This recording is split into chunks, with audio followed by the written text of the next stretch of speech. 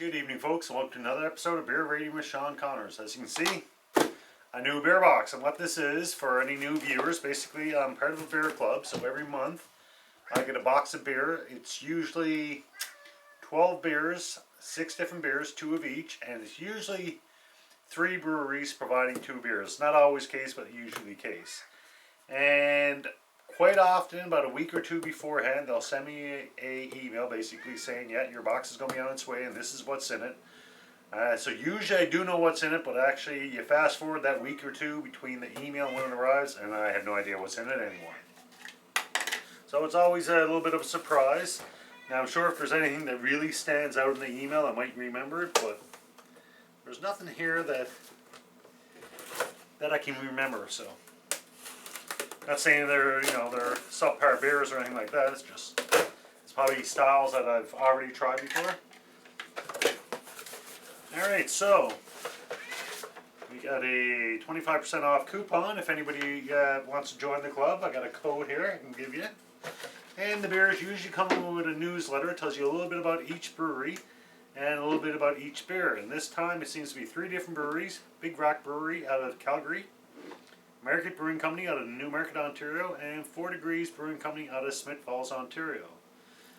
Alright, and it also gives a little bit of trivia. It says, did you know beer commonly undergoes pasteurization to ensure longer shelf life and consistency?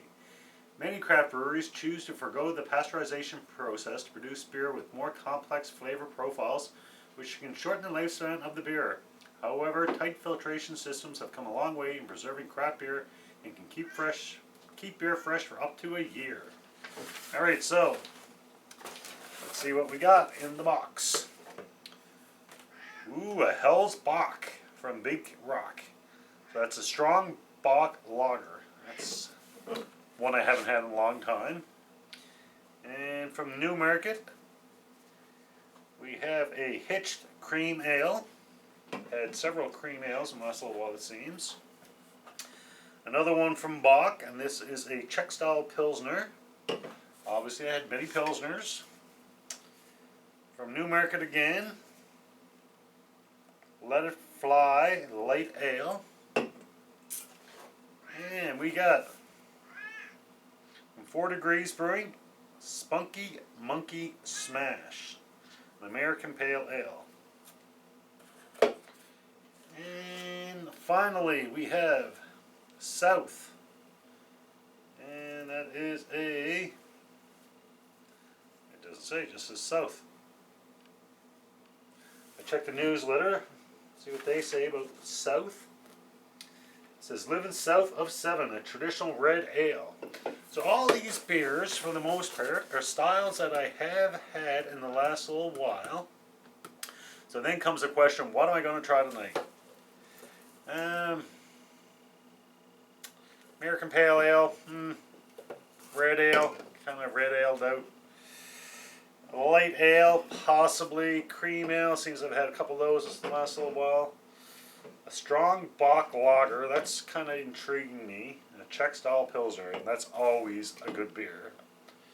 The Czechs have been known to make decent beers. So with that being said, I am going to try the strong Bock. So I'll move these over. I want to showcase this one. So it's Big Rock Brewing, strong Bock lager at 6.66% alcohol, 666. It says the devil is in the details. Helles Bock is a strong lager brewed to Bock strength but lighter in color than the typical darker Bock beers of fall. With an alcohol content of 6.66, this brew has delicious sweet malty flavor and aroma balanced by German Hallertau hops. And for the brewery itself, what does it say? 1985 was a simpler time when beer was either Lager A or Lager B. Beer fan Ed McNally was so thirsty for a real choice that rather than complicate matters by tracking down established import brews, Ed took the easy way out and started his own brewery. They were driven by a passion to bring better beers to Canadians every day, everywhere. They believe today, just as founder Ed McNally did, that to raise one glass is to raise an entire industry. The rest is part of Big Rock Brewery's history. Three bold European-inspired offerings, bitter, porter, and traditional, launched in industry in 1985. A time heavy on easy drinking lagers and light on flavor. They now passionately craft 10 signature beers, 8 seasonal, 4 ciders, and countless private label products for beer lovers nationwide in their 3 breweries. And it says Helles Bock features a complex blend of 3 malts and halotol hops. It is sweet and malty with a light hop. The sweet malty flavor is brewed to Bock strength. Alright, so give my glass a quick cold water rinse as per usual. Anybody following this is episode, I believe, 299, so almost hitting the 300 mark for videos I've done. That's roughly 3 years, I guess. Maybe 3.5.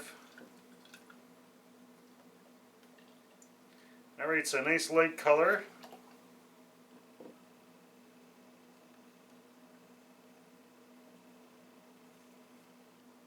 Helles Bock.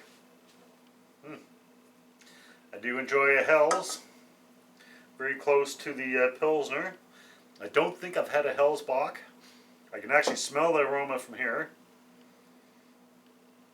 There's something there that I'm getting, some maltiness,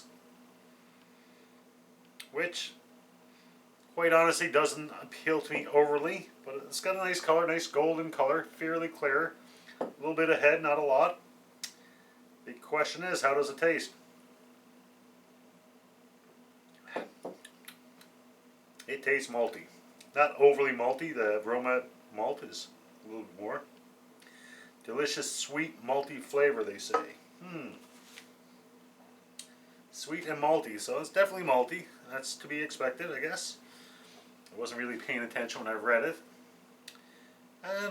As I said, it's a little bit more malty than I would prefer if I had a choice, but not necessarily bad. It does 6.6, so it should have a little bit of a kick to it. I've had worse, I've had better.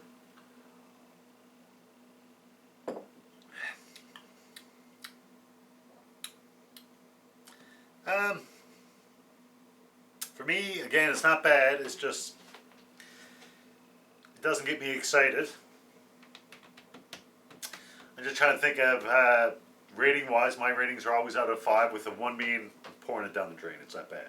A 2 is, I'll finish it, but I'm not a big fan. A 3 is a good beer, a 4 is a very good beer, and a 5 would be the best beer ever. Offhand, for me, this is an okay beer at best. So I'm thinking a 3.0 for their limited edition at that. I'll have one more taste.